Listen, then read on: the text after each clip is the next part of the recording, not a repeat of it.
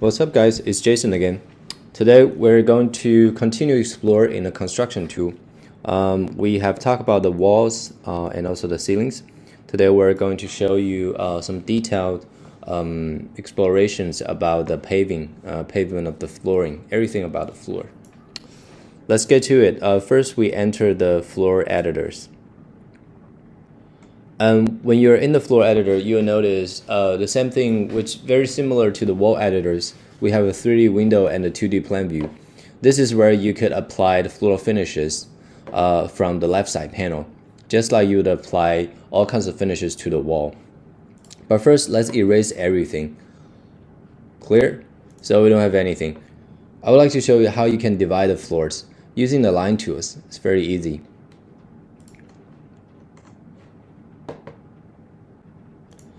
And similar, escape out, and similar to the wall, once you draw a line, it automatically separates into two different surfaces.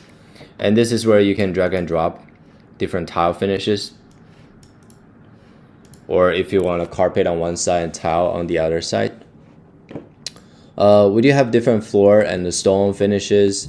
But then as I click on this, each finishes, it will show the paving options, which you can change to different types of paving, staggers, herringbone, which is not super obvious here. And also another thing is you could also rate it, believe it or not. Choosing the array tool, and you can see what you can do is similar to the arraying on the wall panel. You can also array your floor patterns. Let me just delete one of those arrays. So and change this to a wood flooring, so it's more obvious. Right, so since if I change the patterns, it changes with it. So when you click on the wood flooring, let's go over the left side panel real quick. You do have the control of the paving options, whether you want a paving start from the upper left corner or start from the middle. This works really well if you have a square tile. So let me find one here. Say you have this square tile, and then if I click on it, when you go to the center piece, you can see the tile start paving, start the pavement from the center of this area.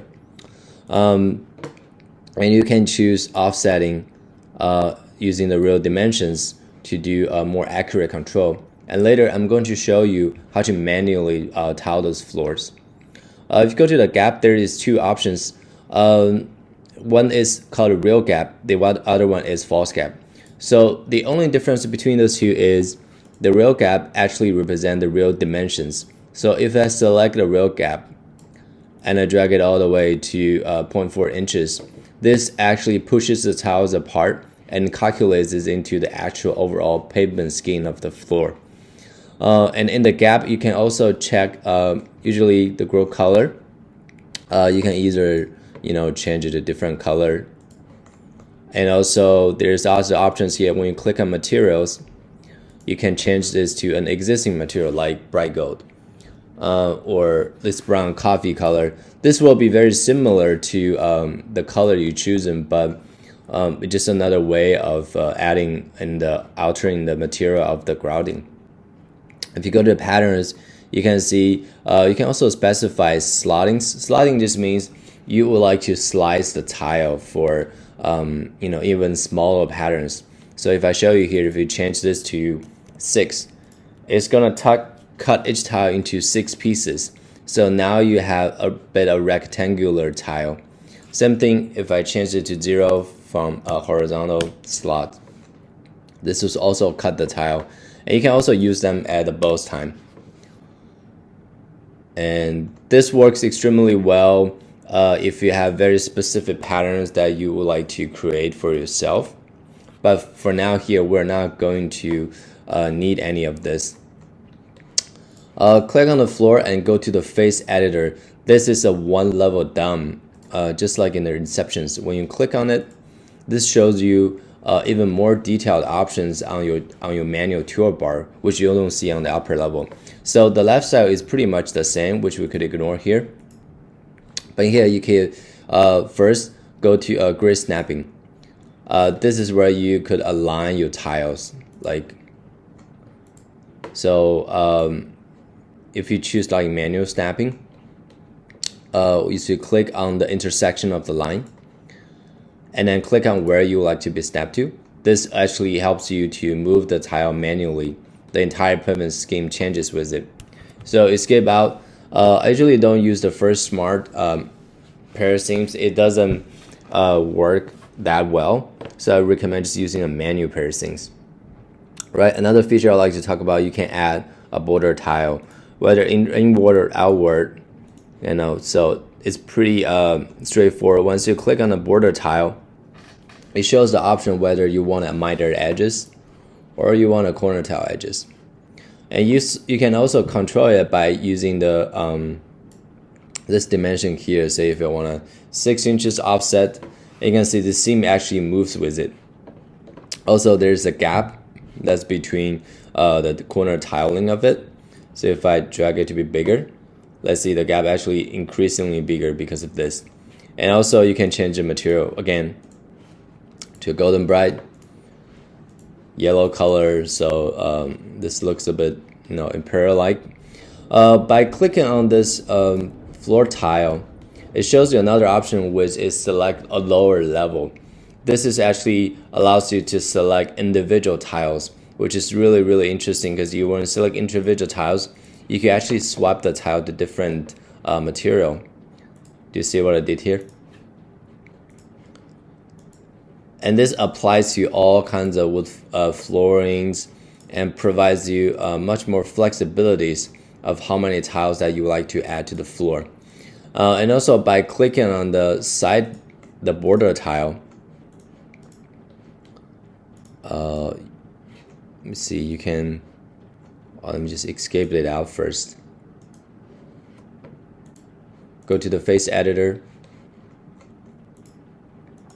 click on the border tile, and click on select lower level.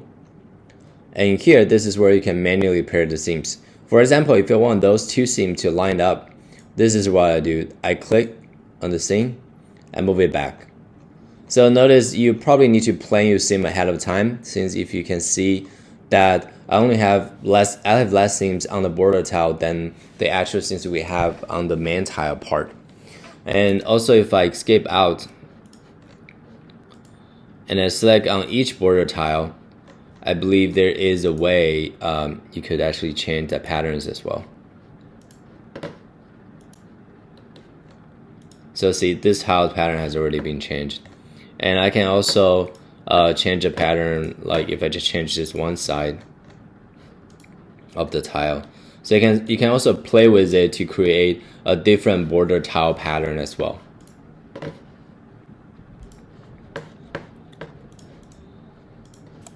Okay, if I escape out, and then in here you also see, besides changing individual tiles using this actual tools, you can have other common commands like clear. You can also add a chair rail molding. What this does is it actually divides the spaces. It has a preset molding here, and you can change this molding. But this command was used mostly on the wall to have create a wainscot effect.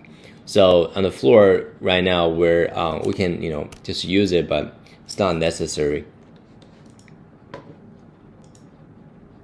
You can also rotate the tile directions, which is quite convenient, and you can keep adding border tile if you want it. So I just add another layer of the border tile here. Doing any of the processes, you have, once you're in this face editor interface, you get access to way more complex patterns. Like if I do this is where the complex pattern becomes really tricky. That if I select individual tiles, this gives me actually control of all these tiles that is available inside those skinny ones. So if I click this, and you can see I'm changing the patterns itself one by one. So if this will give you a lot of flexibilities of changing the different tiles, and if you're not happy with the color, and also with this level of control to your complex patterns, you can have a lot more, different layout, and based on the different tiles you pick. So it's two combinations provide infinite possibilities of doing different layouts. And also, same with material brushes, you can click on it and apply to the other side of the floor, and it will work as exactly the same way on the floor plan. So I hit save and exit out. And this is our floor paving sections. You can see I've just added 3 sectors into the entire spaces. So this is pretty much about everything that you need to know about the paving sectors. In the future videos, I do want to cover that how can you upload your own textures and be using the floor paving sectors. Okay, that's it for today's video. Thank you.